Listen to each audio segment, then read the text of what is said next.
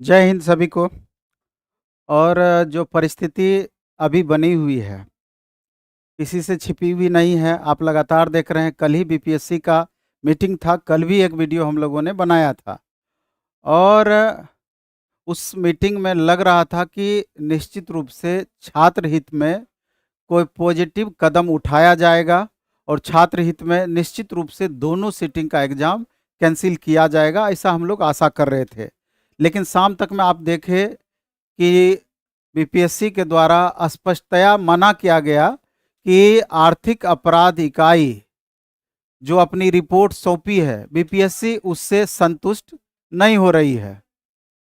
तो स्वाभाविक रूप से अब ये समझने की ज़रूरत है कि बीपीएससी को किस तरह का रिपोर्ट दिया जाए या किस तरह का प्रमाण दिया जाए, जिससे कि बीपीएससी को ये लगे कि नहीं, निश्चित रूप से क्वेश्चन आउट हुआ है।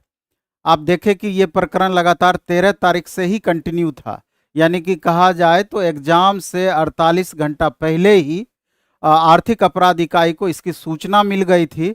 और 14 तारीख को उन्होंने पटना में करबिघिया में छापेमारी भी किया था और 15 तारीख के सुबह हजारीबाग से 300 प्लस अभ्यर्थी को 600 एडमिट कार्ड के साथ में गिरफ्तार किया गया। और जिसमें कि जो इस तरह के असामाजिक तत्व थे जो ये काम करवा रहे थे, और ये ऐसा नहीं था कि ये हजारीबाग में ही ये सिर्फ हो रहा था।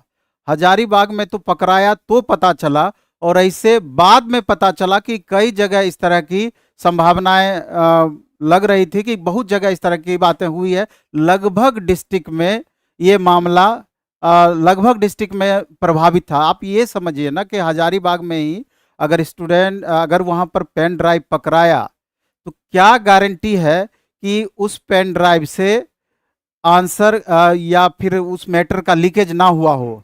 क्योंकि अब व्हाट्सएप का ज़माना है, सोशल मीडिया का ज़माना है, चंद सेकंड में ये पूरा बिहार फैल सकता है, पूरा अलग अलग राज्य में ये चीज़ फैल सकता है। और बाद में जब एग्ज़ाम दे करके अभ्यर्थी आए तो वो अलग अलग डिस्ट्रिक्ट के बारे में भी बता रहे थे कि कई अलग अलग ज़िले में इस तरह की शंकाएं जाहिर की जा रही थी, और क्लासरूम में यानी एग्जामिनेशन हॉल में भी इस तरह की शंका लगातार बनी हुई थी कि चंद बच्चे इस तरह के उनके पास पहले से प्रश्न पत्र मौजूद थे। आधे घंटे में वो पूरा प्रश्न पत्र रंग के तैयार थे। आप यहाँ तक देखें कि इस बार नए नए तरीकों का यूज किया गया। एडमिट कार्ड के पीछे में डायरेक्ट आंसर को ही छपवा दिया गया।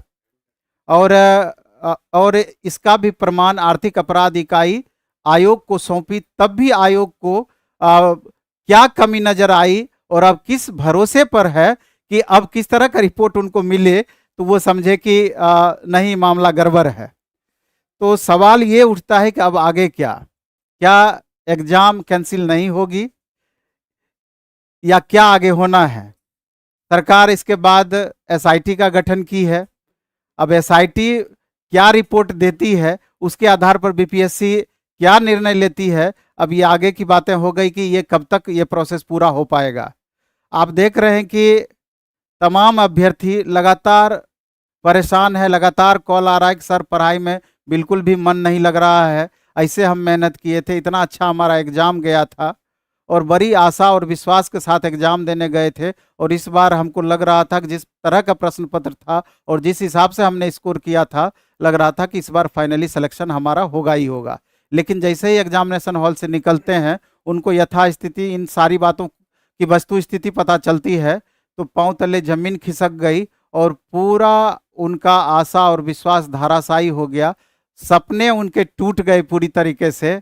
और समझिए कि अभी ये स्थिति, अभी कोचिंग के बाहर में हम वीडियो बना रहे हैं, लेकिन बाहर में बहुत सारे अभ्यर्थी उपस्थित हैं कि सर आंदोलन होना चाहिए, बड़ा आंदोलन होना चाहिए, क्योंकि सरकार को एग्ज़ाम कैंसिल करना ही होगा, वगैरह वगैरह की बातें चल रही है। तो हमारा ये कहना है, हमारा ये मानना है कि दोनों सीटिंग का एग्ज़ाम 100% कैंसिल होना चाहिए, लेकिन सरकार पर दबाव बनाने के लिए आपस में छात्रों और शिक्षकों का यूनिटी बनाना या यूनिटी होना जरूरी है। नहीं तो आप मजबूती से अपनी बातों को सरकार तक नहीं पहुंचा सकते हैं।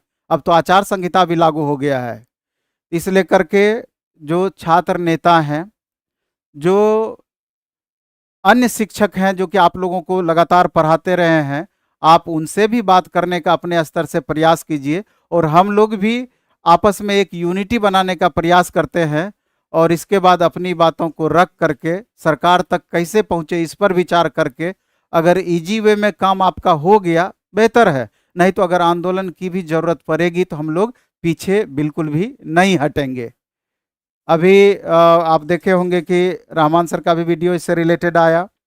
दिलीप जी लगातार आपका छात्र नेता प्रेस कॉन्फ्रेंस कर रहे हैं और लगातार ये बातें बोल रहे हैं कि 24 घंटे हम लोग वेट करेंगे। एसआईटी का गठन किया गया है, अगर 24 घंटे के अंदर कुछ पॉजिटिव छात्र हित में रिस्पांस नहीं आ पाया, कुछ उस तरह का निर्णय नहीं लिया गया, तो निश्चित रूप से बड़े आंदोलन की तैयारी हम लोग कर सकते हैं या बड़े आंदोलन हो सकती है। तो यही सब वस्तु स्थिति अभी आपकी बनी हुई है। तो अब हमको लगता है कि आज से कल तक वेट करना चाहिए। माहौल धीरे धीरे आपके फेवर में बन रहा है और आप लोग भी थोड़ा सा एक्टिव हो करके, क्योंकि ये बात तो तय है कि सभी छात्र जो भी इस बार एग्जाम दिए हैं प्रभावित हैं और अभी अगर अपनी आवाज़ को नहीं रखेंगे, अपनी आवाज़ को नहीं उठाएंगे, अपनी आवाज़ को सरकार तक नहीं पहुंचाएंगे, अहिंसात्मक तरीके से ही अपनी बातों को पहुंचानी है, तो हो सकता है कि आगे जो 9, 10, 11, 12 का एग्ज़ाम है, TRE 4 है, वहाँ पर भी ये परेशानी देखने को मिल सकती है। तो हम चाहते हैं कि मेरे साथ में अभी अमरजीत सर हैं, चूँकि सर भी लगातार छात्रों से बात कर रहे हैं, छात्रों का कॉल आ रहा है, तो सर के दिमाग में क्या चल रहा है, सर का क्या सोच है, ये आप लोगों से डिस्कस करेंगे और सेंटिमेंटली थोड़ा इमोशनली तरीके से, क्योंकि अटैचमेंट एक अलग हो जाता है लगातार पढ़ाते पढ़ाते, तो क्या छात्रों के प्रति इमोशन बन पड़ा है और लगातार छात्र क्या इनसे शेयर कर रहे हैं, तो जरूर 2 शब्द अपना रखें आप लोगों के बीच। सर।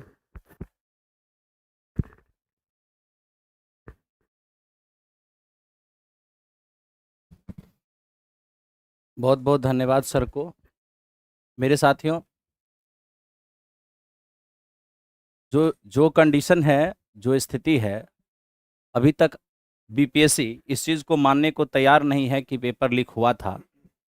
मुझे याद है कि जब मैं आप लोग का ये क्लास स्टार्ट किया था, वो 5 जनवरी के आसपास था और आप जानते हैं कि उस समय ये पहले से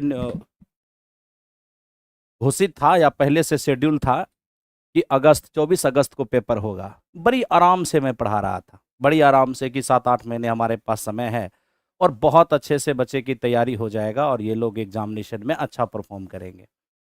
जैसे ही लगभग 10-15 दिन कोर्स चला कि अचानक पता चला 7 मार्च को एग्जाम होना है। पैरों तली तो जमी खिसक गया कि अब क्या करें। अब उस समय से जिस तरीके से दिन रात एक करके जैसे हुआ, जिस तरीके से हुआ, 4-4 घंटे, 8-8 घंटे, एक-एक दिन में 2-2 क्लास करा करके आप लोग के सिलेबस को समाप्त किया गया। सिलेबस सिर्फ समाप्त ही नहीं, बेहतरीन क्वालिटी के साथ समाप्त किया गया, क्योंकि आपने देखा जब आप पेपर देने गए होंगे, जहां पेपर लीक हो गया वो तो मामला, उस पर तो मैं बात अभी करूंगा कुछ ही देर बाद, लेकिन जहां पेपर लीक नहीं हुआ, जो बच्चे ईमानदारी से एग्जाम दिए, ईमानदारी से भी एग्जाम दिए, वो बच्चे 40 में 38-39 स्कोर किए।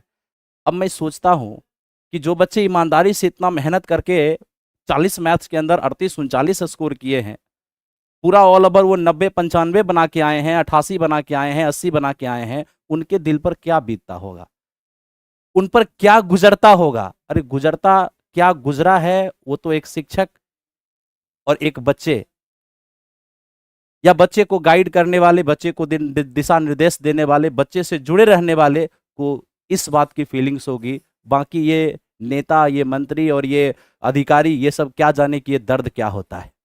वो कहते नहीं कि रो कर दिखाऊं तो उसे रोना नहीं कहते हैं। कभी कभी खामोशी और कभी कभी उदासी और कभी कभी चेहरे से पता चल जाता है कि इंसान रो रहा है। बिल्कुल मेरे दोस्त, ये रोने जैसी स्थिति है। अब क्या कहें, करने को तो बहुत कुछ जी चाहता है, ऐसा लगता है कि अभी तुरंत निकले बाहर और आंदोलन शुरू कर दें, लेकिन हर चीज का एक तरीका होता है। मैं सबसे पहले, चाहे पटना हो, पूरे बिहार या बिहार से बाहर, ऐसे शिक्षक जो बच्चे के भविष्य बनाना चाहते हैं, जो बच्चे के भविष्य के साथ खड़ा होना चाहते हैं, मैं उनसे हाथ जोड़कर विनती करता हूं, यही वो समय है जब आप बच्चे के साथ खड़े हो सकते हैं। अब ऐसा नहीं है कि आप किसी और कंपटीशन की तैयारी करा रहे हैं तो बीपीएससी टीचर के लिए आप खड़े नहीं होंगे। बीपीएससी टीचर की तैयारी जो बच्चे कर रहे हैं वो भी बच्चे कहीं ना कहीं किसी न किसी रूप से सभी लोगों से जुड़े होते हैं। तो सभी लोगों से मेरी हाथ जोड़कर विनती है, चाहे पटना के शिक्षक हों, चाहे पटना से बाहर के शिक्षक हों, एक साथ आकर बच्चों का साथ दें और इस पर एक एक वीडियो जरूर बनाएं और किस तरीके से इस प्रोसेस को आगे ले जाना है या एग्जामिनेशन को कैंसिल करवाना है। यहां पर दो धारा बनता हुआ मुझे दिख रहा है, मैं देख रहा हूं कुछ दिनों से। जिन बच्चों का बहुत अच्छा एग्जाम गया, जो उन्हें लगता है कि मैं 90-91 बना के आया हूं, और जिन बच्चों का एग्जामिनेशन अच्छा नहीं गया, इसमें कुछ ऐसी थिंकिंग भी आ रही है, जैसे मान लो कि एग्जामिनेशन मेरा अच्छा गया है, मेरा रिजल्ट हो जाएगा। मेरे साथियों, मैं आपसे भी रिक्वेस्ट करता हूं, आपसे भी अनुरोध है, आप ये ना समझें कि आप अगर 90-92 बना लिए हैं तो आपका रिजल्ट हो जाएगा। जहां पेपर ही लीक हो चुका है, इतनी बड़ी धांधली हो चुकी है, वहां 105 ही कट ऑफ चला जाए तो बहुत बड़ा आश्चर्य नहीं होगा। अब सोचिए जरा, 105 कट ऑफ अगर चला जाएगा, 100 पार हो जाएगा, तो क्या आपके 91 का कोई हैसियत रह जाएगा? क्या 91 स्कोर का कोई मतलब रह जाएगा? नहीं मेरे साथियों, सभी लोगों को इकट्ठा होना पड़ेगा और इकट्ठा होकर के इस कान में जो रुई देकर बैठे हुए अधिकारी लोग हैं, ये जो आयोग है या फिर बिहार सरकार, मैं सभी से रिक्वेस्ट यही करता हूं कि ये मासूम बच्चे हैं, ये उस घर के बच्चे हैं जिनके पिताजी खेत में कुदाल चलाकर, मां गहना क्या बोलते हैं उसको, गिरवी रखकर, पिताजी खेत को गिरवी रखकर अपने बच्चे को पढ़ाने के लिए पैसे देते हैं। वो गिरवी रखा हुआ खेत कब छूटेगा इसकी कोई गारंटी नहीं, और ऐसी हालात रही तो कहां से वो गिरवी रखा हुआ खेत छूटेगा। मेरे साथियों, एक वो समय था जब लगता था कि 2.0 में इतना शानदार रिजल्ट हुआ है, 3.0 में इससे भी शानदार रिजल्ट होगा, काफी अच्छा लगेगा, बच्चे की भविष्य बनेगी। और जैसे ही बच्चे का भविष्य बनता है तो इस दुनिया में दो लोग सबसे अधिक खुश होते हैं, सबसे पहले माता पिता और दूसरे गुरु। क्योंकि एक गुरु का सबसे अधिक स्वार्थ आपके साथ जुड़ा होता है, क्योंकि आपका जैसे ही सिलेक्शन होता है तो एक गुरु का इस तरीके से ख्याति बनती है, इस तरीके से कैरियर बनता है कि मतलब आप सिलेक्शन लेते हैं तो आपसे 100-100 बच्चे, 200-200 बच्चे, जहां आपका घर है, ननिहाल है, जहां होने वाला ससुराल होगा, या फिर कहीं भी जो बच्चे किसी भी रूप से आपसे जुड़े होते हैं तो एक बार पूछते हैं कि आप कहां पढ़े थे, और आप निसंकोच नाम लेते हैं, और वैसी स्थिति में वो बच्चे हम लोग के पास आते हैं। तो आपके कैरियर से हमारा कैरियर जुड़ा होता है। इसलिए सभी शिक्षकों से मेरा रिक्वेस्ट है, अनुरोध है, पैर छू के ये रिक्वेस्ट मैं करता हूं कि प्लीज आप सभी बच्चे का समर्थन करें, बच्चे के साथ खड़े हों, और सभी शिक्षक एक साथ एकता के बंधन में बंधकर ये डिसीजन लें कि ये किस तरीके से बात पहुंचाई जाए और किस तरीके से ये सिस्टम, जो गलत सिस्टम है, भ्रष्टाचार सिस्टम है, इस भ्रष्टाचारी सिस्टम को सही मार्ग पे लाया जाए। क्योंकि हालांकि मैं डिसीजन सुनाने वाला होता कौन हूं, लेकिन जो दिखा है, जो हम लोगों ने देखा है, पूरा बिहार ने, पूरा भारत देखा है, जो पूरे भारत में, यूं कहे पूरे दुनिया में बिहार को शर्मसार करने वाली जो ये घटना है, इस पर संज्ञान लेना चाहिए। चाहे वो बिहार के कह सकते हैं राजाधिराज कहिए या फिर जो भी कहिए, बिहार के मुखिया कहिए, माननीय मुख्यमंत्री श्री नीतीश कुमार जी, और साथ में और भी उनके जो भी कैबिनेट के मिनिस्टर हैं जो इससे संबंधित हैं, शिक्षा मंत्री हो या फिर और भी कोई, इस पर संज्ञान लेकर और जल्द से जल्द बच्चे के लिए कुछ ऐसा फैसला दें ताकि बच्चे का कैरियर बचे। नहीं तो समय बहुत नजदीक है। बाकी मैं कुछ नहीं बोलूंगा, इंसान के लिए इशारा काफी होता है। अभी आप बच्चे के लिए नहीं खड़े होंगे तो यही वो युवा है जो आपको बैठा भी सकता है और उतारने में भी विलंब नहीं करेगा। इसलिए बच्चे के समर्थन में आकर जो उचित फैसला हो वो उचित फैसला दें, क्योंकि ये वो बच्चे हैं जो हमेशा जीवन में संघर्ष करते रहे हैं, संघर्ष करके आगे बढ़ते रहे हैं, और इस समय जब उनकी उम्र 32 साल, 35 साल, 36 साल हो गया है, अभी तक कितने ऐसे बच्चे जो शिक्षक की तैयारी करने वाले हैं, उसमें मैक्सिमम बच्चे अभी तक उनकी शादी भी नहीं हुई है। अब 36-37 साल की उम्र में वो कुमारे हैं और अभी ये उम्मीद लगाए बैठे हैं इस बार सिलेक्शन होगा, उनके माता पिता ये उम्मीद लगाए बैठे हैं इस बार मेरे बेटे का, मेरे बच्चे का सिलेक्शन होगा तो मैं उसका शादी विवाह करूंगा, वो अपने जीवन में आगे बैठे बढ़ेगा। लेकिन इस तरह की घटना अगर घटेगी तो उदास चेहरे उस पिताजी का, झुके हुए कंधे और उदास चेहरा मां की जो टकटकी लगाए देख रही है कि मेरे बच्चे का कब सिलेक्शन होगा, क्या होगा उन माता पिता का? क्या इन बच्चों के पास कोई और ऑप्शन रह जाता है? बिल्कुल भी नहीं। आप से रिक्वेस्ट है, पूरे सिस्टम से रिक्वेस्ट है कि बच्चे की दर्द को समझें और कुछ ऐसा करें जिससे इनका कैरियर बन जाए। नहीं तो क्या, अगर सही से फैसला, सही डिसीजन नहीं हुआ तो फिर तो आंदोलन होगा। अभी हम लोग भी 1-2 दिन वेट कर रहे हैं, वेट एंड वॉच में हैं, क्योंकि वो एसआईटी का मामला है, आप जान रहे हैं। हालांकि अब ये क्या समझ में ही नहीं आता कि ये फिर एसआईटी की गठन करने की जरूरत कहां से पड़ी, जब ईओयू जो बिहार का सबसे चुस्त दुरुस्त जांच एजेंसी है, जब उसने सब कुछ दे दिया है तो फिर यहां पर एसआईटी के गठन का कोई मतलब नहीं बनता है। लेकिन फिर भी अगर किया गया है तो उसका भी डिसीजन देख लिया जाए, लेकिन जल्दी शीघ्रता से होनी चाहिए ताकि ज्यादा वेट ना कराया जाए। दूसरी बात, कैसा साक्ष्य चाहिए? कल एग्जामिनेशन है और आज ऑफलाइन, मतलब व्हाट्सएप पर क्वेश्चन लीक नहीं, ऑफलाइन लीक हुआ है। इसका क्या मतलब है? इसका मतलब यह है कि जहां क्वेश्चन छप रहा होगा वहां से चोरी हुई होगी। तो क्या क्वेश्चन जहां छप रहा है उसकी निगरानी कोई चोर कर रहा है? या अगर कोई चोर कर रहा है तो चोर है कौन? जब एक दिन पहले ही क्वेश्चन जा चुका था वहां ऑफलाइन और कल एग्जामिनेशन थी, स्क्रीन पर डाल के उसको रटाया जा रहा था, इससे बड़ा और साक्ष्य क्या चाहिए? यह हास्यास्पद है, यह हास्यास्पद है। फिर भी मेरे साथियों, मैं अपनी वाणी को यहीं पर विराम देता हूं। विकास सर हैं और अब विकास सर आप लोग को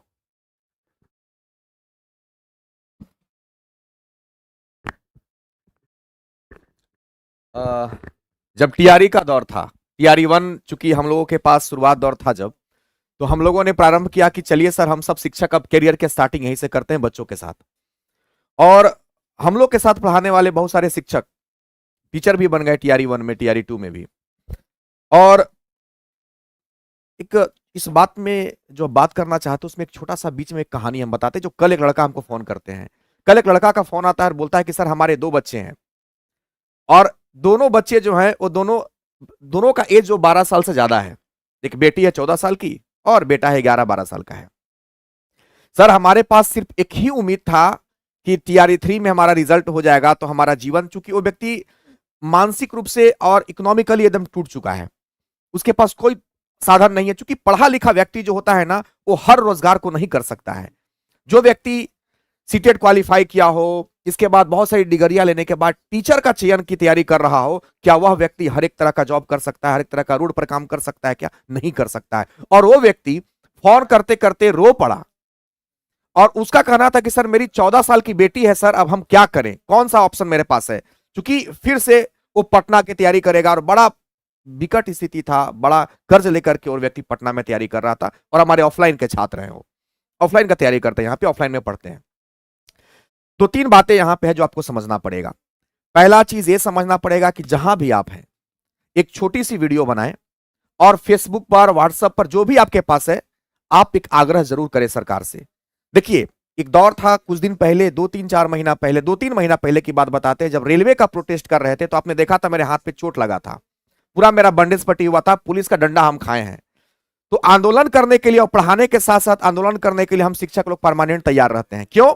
क्योंकि कलम से हम आपका हक दिलाते हैं और आंदोलन भी कभी कभी हम लोग को करना पड़ता है। तो हम लोग तो एकदम मेकअप है दिमाग में, हम लोग एकदम दिमाग में इस चीज को मेकअप किए हुए हैं कि हम लोग को आंदोलन करना है आपके साथ, कोई इसमें दो राय नहीं है। एसआईटी का गठन हुआ है, बस यही एक मुद्दा है जिसके वजह से हम रुकेंगे 1 दिन, हार्डली 2 दिन, इसके बाद हम सब रुकने वाले नहीं है। और एक चीज समझ में नहीं आता है कि जब आपके पास सबूत है और आप कहते हैं सबूत नहीं है, तो इतने लोगों को आप गिरफ्तार करके जेल में क्यों डाल दिए हैं? उनका क्या गुनाह है? अगर आप कहते हैं कि कोई सबूत नहीं है तो किस बेसिस पर आप उन लोगों को जेल में डाल दिए हैं? भाई बेगुनाह को आप जेल में, इसका मतलब डाल दिए हैं। और जब उन लोग गुनाह किया है, जेल में डाले हैं, तो इससे बड़ा सबूत आपके पास क्या चाहिए? कहीं ये डर तो नहीं लग रहा है कि सरकार आपकी गिर जाएगी या चुनाव आने वाला है, किसी बड़े मछली को आप छुपाना चाहते हैं? कहीं ऐसा तो डर नहीं लग रहा है कि कोई बड़ा आदमी, बड़ा नेता ही इसमें संलिप्त हो और इंटरनली सबको पता हो? तो खैर जो भी हो, एसआईटी का टीम गठित किया गया। हम सब संविधान को मानने वाले शिक्षक हैं, सारे लोग हैं, सारे छात्र संविधान को मानते हैं। तो एसआईटी का गठन कर दिया गया है, तो हम रुकेंगे, हम लोग बिल्कुल रुकेंगे, 1 या 2 दिन हार्डली रुकेंगे। लेकिन बता देना चाहते हैं, ईंट से ईंट बच जाएगी सरकार की। क्योंकि अरे भाई, हम रहेंगे किसके लिए? जब हमारा छात्र ही बेरोजगार रहेगा तो उसके पास रोजगार ही नहीं रहेगा। क्योंकि जब एक छात्र को रोजगार मिलता है तो उसके भाई, चचेरा भाई, ममेरा भाई, फुफेरा भाई, हम बेरोजगारों के पास पढ़ने के लिए आते हैं। हम लोग भी सरकार की नीति कहीं मारे हुए हैं, जो आज प्राइवेट शिक्षक हम लोग को बनना पड़ता है। तो कहीं ना कहीं ये तो हम लोग परमानेंट झेल रहे हैं, और हम शिक्षक सब दिमाग में परमानेंट मेकअप रखते हैं कि कलम के साथ साथ आंदोलन भी परमानेंट करना पड़े। तो चूंकि बिहार की तो ऐसी स्थिति देखने को लगातार मिल रही है, क्योंकि ऐसा बहुत कम एग्जाम है। हाँ, अभी कुछ दिन 2-3 जो एग्जाम हुआ, 2 एग्जाम हुआ, बड़ा फ्रेश हुआ, तो हम लोग लगा कि चलो अब एग्जाम में धांधली नहीं होगी। लेकिन फिर से तो वही रवैया चालू हो गई। अब इस पे हम लोग सरकार को दोष नहीं दे सकते हैं, क्योंकि सरकार को दोष देंगे तो पता चलेगा कि नवीन सर पर अभी के गो एफआईआर है, 3 गो एफआईआर है, 2-4 गो अब एफआईआर हो जाएगा। पुलिस उठाने के लिए आ जाती है, लेकिन सर उठा के ले चलिए, कोई दिक्कत हम लोग को नहीं है। क्योंकि हम लोग को पता है कि बेरोजगारों के साथ साथ हम शिक्षकों का भी जीवन जो है ना, वो चौपट होने वाला है, अंधकार में जाने वाला है। तो इसीलिए इसमें आप सबको एकमत रहने की जरूरत है। सारे लोग एकमत रहिए। जिनका अच्छा एग्जाम गया है, एक बात बता देना चाहते हैं, जिस प्रकार का क्वेश्चन वायरल हुआ है, उससे कट ऑफ हाई जाना स्वाभाविक सी बात है। इसमें 2 मत बिल्कुल भी नहीं है कि कट ऑफ, अगर आप सोच रहे हैं कि हम 95 नंबर बना लिए हैं या 100 नंबर बना लिए हैं, कोई गारंटी नहीं, 110 कट ऑफ भी जा सकता है। इसलिए सब एकजुट होना है। छात्र, जितने भी छात्र हैं, जहां से भी सुन रहे हैं इस बात को, शिक्षकों का साथ दें। और सारे शिक्षकों से विनम्र विनती है, जब रेलवे की वैकेंसी का प्रोटेस्ट चल रहा था, तो हम शिक्षक की तैयारी कराने वाले टीचर डंडा खाए थे हाथ पर। क्या नवीन सर, खाए थे कि नहीं खाए थे? रेलवे का जब प्रोटेस्ट हुआ था, तो रेलवे वाला में हम तो बीपीएससी की तैयारी कराते थे, फिर भी हमने हाथ पर डंडा खाया था छात्र के लिए। तो हम उन सभी शिक्षकों से निवेदन करते हैं कि जो रेलवे की तैयारी कराने वाले हैं, पीसीएस की तैयारी कराने वाले हैं, दरोगा की तैयारी कराने वाले हैं, वो छात्रों के साथ खड़ा होइए। और हम शिक्षक लोग 2 चीज हमेशा दिमाग में रख के चलते हैं, एगो कलम और एगो मजबूत पीठ। अगर पुलिस का डंडा अगर लगे तो पहले टीचरे पर लगे, भैया छात्र की इसमें कोई गलती नहीं है, हमारा यही मानना है। तो पीठ हम लोग मजबूत करके रखे हैं, तोड़ दीजिए हम लोग का पीठ, कोई दिक्कत नहीं है। हर तरीके से हम लोग मजबूत हैं, क्योंकि उस वेदना को, हम पीठ के दर्द को झेल सकते हैं। हम लोग पीठ पर मार के तोड़ दीजिए, हम लोग को कोई दिक्कत नहीं है। जितना मारना है पुलिस मारे, आके तोड़ दे हम लोग को। लेकिन छात्र का जो दिल टूटा है ना, उस दर्द को, इस दर्द के सिवा ये दर्द झेल लेंगे, लेकिन जो दिल छात्रों का टूटता है ना सर, उसको नहीं झेला जा सकता है। अरे क्या पता है उन लोगों को, जो चूतिया वर्ड अगर हम यूज करते हैं, क्षमा करिएगा सर, उन लोगों को हम चूतिया कहना चाहेंगे जो बच्चों के भविष्य के साथ खिलवाड़ करते हैं।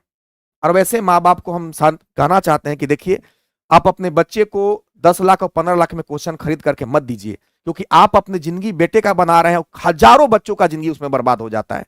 क्योंकि क्वेश्चन लीक का जो मामला होता है ना, वैसे बाप जो पैसे वाले होते हैं, अपने बेटे को कभी शिक्षक बन पाएगा क्या? जो क्वेश्चन खरीद करके टीचर बना है, वो जिंदगी भर राजनीति करेगा जिस स्कूल में रहेगा। तो हम सभी से यह आग्रह जरूर करेंगे कि जितने भी छात्र हैं, जहां भी से सुन रहे हैं, बिल्कुल संगठित होइए। पूरा प्लेटफॉर्म टीम, पटने के जितने भी शिक्षक हैं, नवीन सर पर 3 गो एफआईआर पहले हो चुका है, परमानेंट तैयार रहते हैं, बोलते हैं हम झोला लेके तैयार हैं। छात्र हित में अगर कभी भी ऐसी बात, बिहार पुलिस का, सॉरी रेलवे वाला जो प्रोटेस्ट हुआ था, उसमें पुलिस पकड़ के तोड़ दिया, हाथ हमारा मार के कूट दिया था, नहीं दर्द हुआ था। काहे? बच्चा के दर्द के सामने फीका पड़ गया था। अभी भी हम कहते हैं पुलिस को, प्रशासन को कहते हैं कि ठीक है, अगर आपको ये लगता है कि हम लोग को पकड़ के कूट देने से अगर आपको दिल को तसल्ली मिल जाएगा, तोड़ दीजिए सर हम लोग का शरीर, कोई दिक्कत नहीं है। लेकिन छात्र का टूटा हुआ दिल हम नहीं देख सकते हैं, क्योंकि हम लोग का आप ही पूंजी है। आपसे अभी टीआरई 2 में जो रिजल्ट हुआ था, तो इससे हम लोग अनुमान क्या लगा रहे थे कि 3.0 में अभी सिलेबस पर तो सरकार इतना अच्छा गेम करी है कि क्वेश्चन लीक करा दी, हम लोग को तो मौका ही नहीं दी कि सिलेबस उल्टा पलटा पूछा है। मैथ में तो अच्छा रहा, लेकिन सोशल साइंस में, हालांकि उसकी बात हम बिल्कुल नहीं करेंगे क्योंकि वो बातें खत्म हो जाता है। तो 2.0 में जो हम लोगों ने मेहनत किया था, उम्मीद था कि 3.0 में गर्दा रिजल्ट हम लोग मिलकर देंगे, और मेहनत भी नो डाउट सारे शिक्षकों ने मिलकर बहुत किया। क्योंकि 4.0 के बाद फिर 5.0 का उम्मीद नहीं था, पता नहीं वैकेंसी आएगी कि नहीं आएगी। और एक वक्त था जिसमें हम सारे शिक्षक मिलकर के और बेरोजगार युवाओं के कंधे पर रोजगार की बस्ता देने का काम कर रहे थे। तो आप सबको अपने मानसिक संतुलन को मजबूत रखना है, जैसे हम लोग रखे हुए हैं। और हम लोग ठान लिए हैं कि तोड़ दो हमारा बदन, कोई दिक्कत नहीं है, लेकिन आंदोलन होगा अगर 2 दिन रुक जाते हैं। एसआईटी का गठन किया गया है, हम सब संविधान को मानने वाले हैं, संविधान का पालन किया जाएगा। और चूंकि संविधान का पालन करना हमारे साथ साथ सब शिक्षकों का, सारे छात्रों का भी एक जिम्मेवारी बनता है। ये भारत का संविधान है भैया। एसआईटी के बात को 2 दिन देख लेते हैं, कल परसों तक रुक जाते हैं, इसके बाद आंदोलन की प्रक्रिया हम लोग चालू करेंगे। एक तरफ सरकार अपनी सरकार गठन करने में लगी हुई है, उनको डर है। अब पता नहीं किस बात का डर है, कौन सा सबूत उनको चाहिए और किस प्रकार का सबूत आपको चाहिए भाई। जब इतना बच्चा को अब जेल में बंद कर दिए हैं, आपको जब पेनड्राइव में प्रमाण मिल गया है, ऑफलाइन मोड में क्वेश्चन सामने नहीं थे। हजारीबाग, अरे हजारीबाग तो वो नमूना है, अगर बढ़िया से जांच किया जाएगा तो पता चलेगा पटने में 500 छात्र कहीं ना कहीं इस काम को कर रहे थे। तो चलिए अभी हम नवीन सर से ये आग्रह करेंगे कि बच्चों के मनोबल को बढ़ाइए और आप डेट बढ़ाइए। सर हम लोग हाजिर हैं, बिल्कुल डेट बताया जाएगा, चिंता ना करो मेरे भाई, बिल्कुल डेट बढ़ाया जाएगा।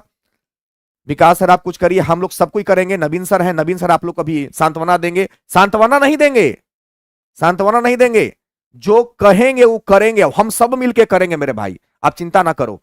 क्योंकि आप नहीं तो हम नहीं, हम वो बेरोजगार हैं जिसकी घर की रोटी जो होती है ना, आप बेरोजगारों से होता है। घर का चूल्हा, हम लोग के घर का चूल्हा आप बेरोजगारों से जलता है सर। तो आप नहीं तो हम नहीं, तो चल के मिल के फिर आंदोलन किया जाएगा, कोई चिंता की बात नहीं है। तो नवीन सर।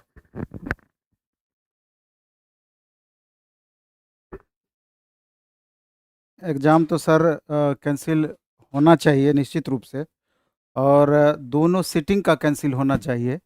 और जिस तरीके से पुष्टि की गई है आर्थिक अपराध इकाई के द्वारा, वो संतोषप्रद है, उतना काफ़ी है एग्ज़ाम कैंसिल होने के लिए। तो अगर एग्ज़ाम कैंसिल नहीं होता है, तो जिस तरीके से अभी हम कमेंट भी पढ़ रहे हैं लगातार कि सर हम सभी छात्र आपके साथ हैं, डेट तय कीजिए वगैरह वगैरह, बहुत तरह की बातें इसमें हैं। सवाल ये उठता है कि जैसे सिर्फ कमेंट में ये बात बोलने से नहीं होगा। हम रेलवे का जब प्रोटेस्ट चल रहा था, या इससे पहले भी कई बार रेलवे के मामले में इस तरह की बातें आई है, और जब प्लॉट पे आने की बातें होती है, आप लोग इतनी संख्या में हुआ कर रहे हैं, लेकिन जब प्लॉट पे आने की बातें होती है 10, 20, 50 की संख्या में दिखते हैं, जो कि पर्याप्त नहीं है। इसलिए करके सबसे पहले सभी छात्र को ये तय करना होगा कि हम लोग आपस में एकजुट रहेंगे और एक मत सभी का होगा। और कोई भी आंदोलन का शुरुआत डायरेक्ट आप नहीं कर सकते हैं, उसका स्टेप बना हुआ है। पहले हम लोग इंतज़ार करेंगे, जैसे सोशल मीडिया है एक बड़ा अभी माध्यम ये है अपनी बातों को रखने का। आज दिन में हम अगर 5 इंटरव्यू दिए हैं, और 5 इंटरव्यू को अगर 2 लाख 3 लाख बच्चे देखे हैं, तो समझिए कि सरकार के पास भी ये बातें पहुंच रही है, ये वीडियो पहुंच रही है, और वो भी इस माहौल से वाकिफ़ हो रहे हैं, इस माहौल को समझने का प्रयास कर रहे हैं, और दबाव वहाँ भी बन रहा है। तो एक हो गया कि दबाव कैसे बनाना है, एक ये माध्यम हो गया। दूसरा माध्यम हो गया कि पहले हम लोग जैसे कोई भी कैंपेन स्टार्ट करते हैं तो ट्विटर कैंपेन स्टार्ट करते हैं, जैसे कि उसमें बहुत पावर है। क्योंकि आजकल ना एक्स पर जो आप ट्वीट करते हैं तो उसका बहुत पावर है, क्योंकि तमाम सरकारी, चूँकि आगे इलेक्शन होना है, तो सबकी निगाहें वहाँ पर टिकी हुई रहती है। उनको इसका आहट सा पता चलता है कि अभी जनता का मन मियाज कैसा है, युवाओं का मन मियाज कैसा है। तो इन चीज़ों से सभी बचना चाहते हैं। तो कोई आप गलत मांग तो नहीं कर रहे हैं, एकदम वाजिब हक वाजिब मांग कर रहे हैं कि जो कि आपके कैरियर को प्रभावित कर रहा है, और कैरियर बिल्डअप करने में जो भी बातें ज़रूरी है जिसके कारण से आपका कैरियर प्रभावित हो रहा है, उसके रिगार्डिंग आप अपनी बातों को रख रहे हैं। और कोई गैर वाजिब मांग आप नहीं कर रहे हैं, बल्कि ये वाजिब मांग है कि सारा प्रमाण आपके पास में है, इस प्रमाण को अच्छे से पुष्टि करके आप फिर से जांच करवाएं, दोबारा जांच करवाएं। ये बदलने वाला नहीं है। लेकिन अगर जो अभी परिस्थितियां बनी है, अगर कैंसिल एग्जाम नहीं होगा, तो ये आप यकीन मानिए कि मोर देन 90% में 90% पर भी आपका सिलेक्शन होगा कि नहीं होगा, इसकी गारंटी नहीं है, जो वस्तु स्थिति है। इसलिए कर ये जरूरी है। तो पहला स्टेप होता है कि सोशल मीडिया के माध्यम से अपनी बातों को रखना, उसके बाद होता है कि ट्विटर कैंपेन के माध्यम से रखना, तीसरा होता है कि हम लोग धरना पर जा करके बैठें, चौथा स्टेप होता है कि वो आंदोलन की बातें, जो कि फिजिकल आंदोलन की बातें होती है, वो लास्ट स्टेप है। तो हम लोग बारी बारी से इस पर काम करेंगे, लेकिन अभी 24 घंटा हम लोग वेट एंड वॉच करेंगे। अभी हम देख रहे हैं कि माहौल बन रहे हैं, और टीचर भी लगातार फ़ोन कर रहे हैं, और बिहार से बाहर वाले टीचर वगैरह भी इसमें इंटरेस्ट हम देख रहे हैं कि ले रहे हैं। तो हमको देखना है कि आगे आगे किस तरह से क्या होना, क्योंकि आपस में यूनाइट होकर और योजनाबद्ध तरीके से कोई काम नहीं कीजिएगा तो वो आपका बेकार हो जाएगा, और बड़ी बुरी तरीके से इसको कुचल दिया जाएगा, आपका कुछ भी नहीं होना है। इस लेकर के स्टेप बाय स्टेप ही हम लोग सारा कुछ करेंगे। आज से कल तक में हम लोग कोशिश करते हैं कि और टीचर को गैदर करने का, और स्टूडेंट से बातचीत करने का, स्टूडेंट लीडर से बातचीत करने का, तब एक प्लान के तहत कैसे क्या होना है सब मिल करके सामूहिक रूप से इस पर डिसीजन लेंगे और वो डिसीजन आप तक पहुंचेगा। तो इस वीडियो में हम इतना ही रखेंगे और ज़रूरत के हिसाब से कल फिर आपके सामने हम लाइव होंगे। देखते हैं आज रात भर में क्या होता है, क्या न्यूज़ निकल करके सामने आती है। धन्यवाद।